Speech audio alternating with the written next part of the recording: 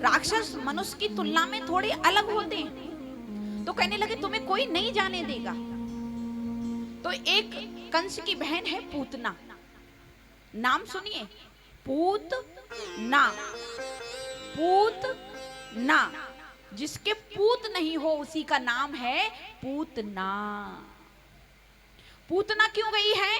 क्योंकि प्यारे, जिस माँ के हृदय में पुत्र का वात्सल्य है ना, पुत्र की करुणा है, वो माँ किसी बच्चे के साथ ऐसा अवगुण कर नहीं सकती है। वो माँ समझती है जैसे मेरे दिल में मेरे पुत्र के ना होने पे दर्द होगा, ऐसे ही दूसरे माँ के भी होगा।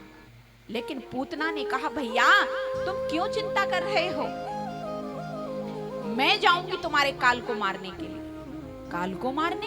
हाँ। अरे बहन तुम्हें कौन घुसने देगा, मुझे कौन घुसने देगा?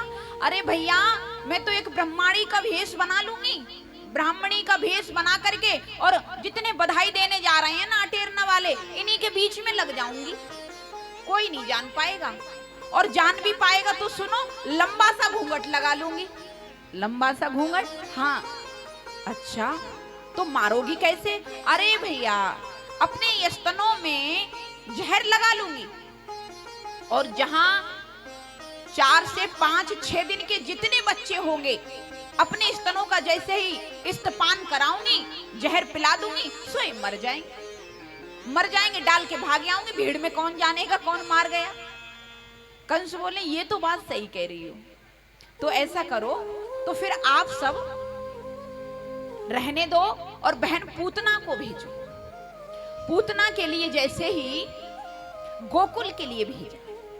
अब जैसे ही बधाई देने वाले लाखों की भीड़ इधर से जा रही है, हजारों की इधर से जा रही है, पूतना ने कही बहन कहाँ जा रही हो? कोई बधाई देने जा रहे हैं। सोई बीच में लग गई, बोली काऊ को तो छोरा मिले गोई। सोई बीच में जा रही है, बीच में विचार करती हुई चली जा रही है कि जैसे ही काऊ को छोरा मिलेगो सोई गोद में खिलाऊंगी, स्तपान कराऊंगी, सोई मर जाएगो, पालना में डाल के भाग आऊंगी। ऐसे मन में विचार करती हुई जा रही थी। क्या हुआ प्यारे, धीरे धीरे क्या हुआ, जैसे ही मैया यशोदा के आंगन में प्रवेश किया, मैया यशोदा के आंगन में प्रवेश कियो, मैया ने देखो अरे भैया बहुत आ रहे हैं अतिथि। अतिथि, आ मानी नहीं, तिथि मानी समय, जिनके आने का कोई समय नहीं होता है ना प्यारे, उनको कहा जाता है अतिथि। बोले बहुत सारे अतिथि आ रहे हैं। सभी ब्रजवासियों से कहा देखो भैया सबकी सेवा करियो बढ़िया से। बाबा तो मथुरा गए हैं, अब देखो मैं लाला की भी देखभाल कर रही हूँ। अब जैसे ही मैया ने लाला को दुग्ध पान करायो और पालना में लिटा दियो। अब जैसे ही पालना में लिटायो लाला को, इतने में मैया जैसे ही बाहर निकल के आई कक्ष से, क्या देखा कि एक आकर के उन्हीं भीड़ में से एक भोली सी मैया मैया से बोली ओ मैया, मैया राम राम। मैया बोली राम राम राम राम। और बढ़िया? हाँ मैया बढ़िया हूँ, तेरे लाला को बधाई देने आई हूँ। मैया बोली मेरो लाला ना आए, तुम सबन को लाला है, तुम सब बधाई दो, तुम सब लाला को प्रेम करो, मैं तो यही चाहती हूँ। मैया तेरो लाला कहाँ है? बोली अभी मैंने दुग्ध पान करायो, पालना में लिटायो, सो लाला सो गयो। कहने लगी मैया हाँ लाला पालना में सो रही हो? हाँ। मैया ने देखा, एकदम देख करके मैया बोली अरे बहन देख मुझको पहचान में ना आई, कहाँ से आई है बहन? अब तो पूतना समझ गई कि ऐसो ना हो मैया पहचान ले। सो ये एकदम मन में बोली अरे मैया तू 85 वर्ष की हो गई है, याला तेरी नजर कमजोर पड़ गई है, तो को ना पता मैं तेरी मौसी की मौसी की मौसी की मौसी की मौसी की छोरी हूँ।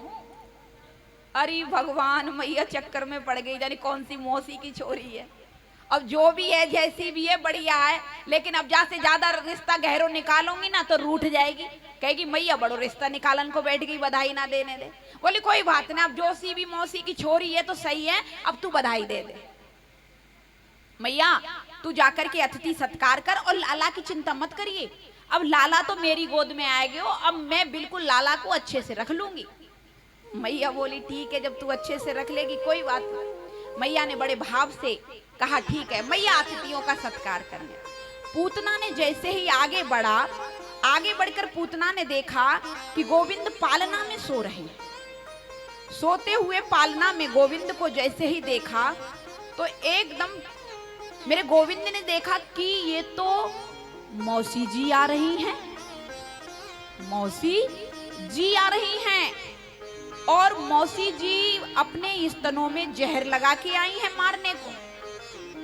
अब जो गति मैया यशोदा को बरसों बाद मिलेगी वो गति मौसी को भी मिलना चाहिए, वो गति मौसी को भी मिलना चाहिए। क्यों क्यों मिलना चाहिए? क्योंकि जो काम मैया यशोदा बरसों तक करेगी वो काम मौसी भी तो करेगी ना। मौसी भी तो स्तपान कराएगी, भले चाहे जहर पिलाए लेकिन मैया दूध पिलाएगी। तो जो गति मैया यशोदा को मिलेगी वही गति मौसी को भी मिलना चाहिए। इसलिए गोविंद ने ये मन में विचार करके अपनी आंखों को बंद कर लिया। अब मन में सोच रहे हैं कि जब माँ यशोदा जाएगी तो उसको कौन सी पदवी दी जाएगी, वही पदवी मौसी को चुन लूं। वही पदवी मौसी को चुन के दे रहे हैं प्यारे।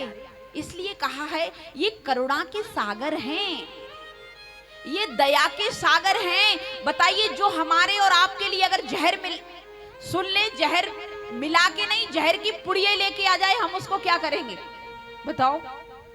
उसके पीछे पड़ जाएंगे। लेकिन करुणा के सागर, दया के सागर भगवान चित्सार सिंधु गोविंद ने मैया पूतना के लिए, मौसी पूतना के लिए वही पदवी प्रदान करने का सोच लिया है जो मैया यशोदा को मिलेगी।